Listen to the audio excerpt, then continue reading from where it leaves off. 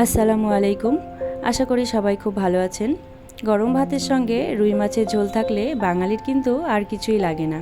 খুব সহজভাবে বানানো যায় রুই মাছের এমন একটি ঝোল আজকে দেখাবো। তাহলে চলুন দেখে নিই কীভাবে বানাই এই রেসিপিটি। সবার প্রথমে আমরা মাছটিকে ম্যারিনেট করে রাখবো। তার জন্য এখানে আমি দিয়ে দিচ্ছি হলুদ গুঁড়ো, লবণ এবং 1 চামচ তেল দিয়ে খুব ভালো করে মাছের গায়ে মেখে নিতে হবে। মাখা হয়ে গেলে এটাকে এক সাইডে রেখে দেবো 15 মিনিট ম্যারিনেটের জন্য।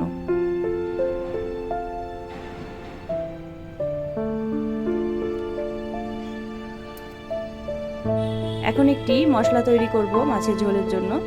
তার জন্য আমি এখানে নিয়েছি আদা, 1 চামচ জিরে এবং ঝালের জন্য দিয়ে দেব 6 থেকে 7টা গোটা শুকনো লঙ্কা। শুকনো লঙ্কার পরিবর্তে আপনারা এখানে গুঁড়ো লঙ্কাও ব্যবহার করতে পারেন। এখন এই সমস্ত কিছু খুব ভালো মতো একটা মিহি পেস্ট তৈরি করে নেব। মশলা আমাদের তৈরি করা হয়ে গেছে, এখন এটাকে এক সাইডে রেখে দেব।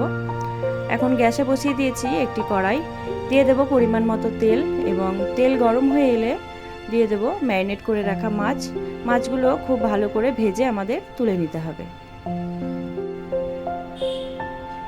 উল্টে পাল্টে চারিপাশটা খুব ভালো মতো লাল করে মাছগুলো আমরা ভেজে তুলে নেব।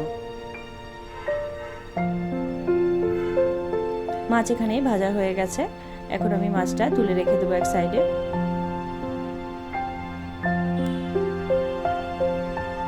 একইভাবে বাকি মাছগুলো আমি ভেজে নিয়েছি।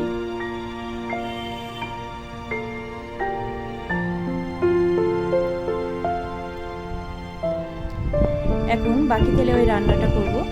ফোড়নে দিয়ে দিচ্ছি 1/2 টিস্পুন কালো জিরে, দিয়ে দেবো একটা তেজপাতা এবং 2টো চেরা কাঁচা লঙ্কা। ফোড়নের মশলাটা এখানে 8 থেকে 10 সেকেন্ড আমি একটু ফ্রাই করে নেব। এখন দিয়ে দেব 2টো মিডিয়াম সাইজের লম্বা করে কাটা পেঁয়াজটা এখানে আমাদের 4 থেকে 5 মিনিট মতো সময় নিয়ে একটু ভেজে নিতে হবে, কালারটা চেঞ্জ হয়ে আসা অবধি।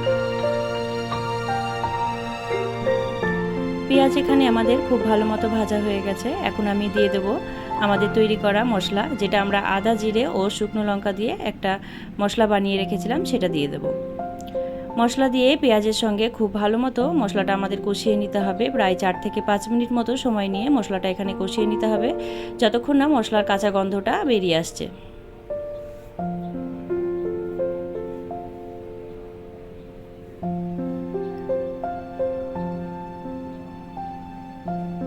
প্রায় 4 মিনিট মতো আমি এখানে মশলাটা কষিয়ে নিয়েছি, দেখতেই পাচ্ছেন তেলটা রিলিজ হয়ে গেছে। এখন দিয়ে দেব 2টো টমেটো কুচি।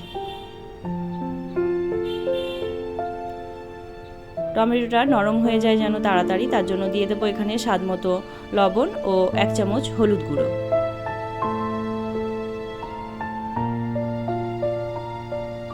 খুব ভালো মতো মিশিয়ে নিয়ে এখানে আমাদের ঢাকা দিয়ে রাখতে হবে প্রায় 5 মিনিটের জন্য, যতক্ষণ না টমেটোটা নরম হয়ে আসছে ততক্ষণ অবধি।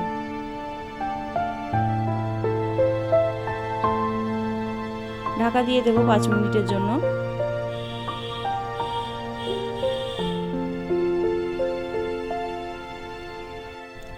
পাঁচ মিনিট পর দেখতেই পাচ্ছেন টমেটো আমাদের এখানে খুব ভালো মতো সফট হয়ে এসেছে। আবারও খুব ভালো মতো মিশিয়ে নিয়ে এটাকে আমি কষিয়ে নেব 3 থেকে 4 মিনিট মতো, যতক্ষণ না তেলটা রিলিজ হয়ে আসছে।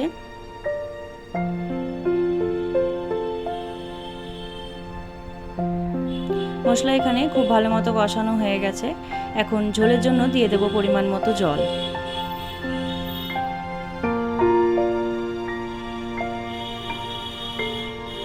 ঢাকা দিয়ে এটাকে এখন ফুটতে দেব।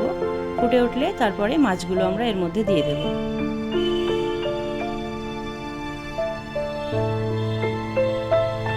ঝোল খুব ভালো মতো ফুটে উঠেছে, এখন দিয়ে দেব ভেজে রাখা মাছ।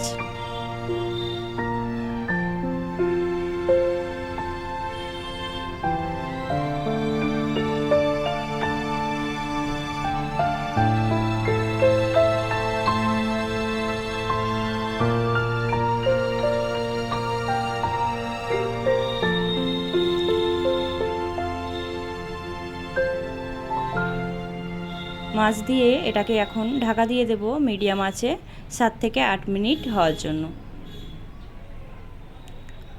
ফিরে এলাম 8 মিনিট পর। আমাদের মাছের ঝোল একদম রেডি হয়ে গেছে। খুবই সহজ এবং সাধারণ একটি রেসিপি। যদি রান্নাটি ভালো লেগে থাকে তবে অবশ্যই একটি লাইক, শেয়ার এবং একটি কমেন্ট করবেন এবং চ্যানেলটি সাবস্ক্রাইব করার অনুরোধ রইল। Thank you.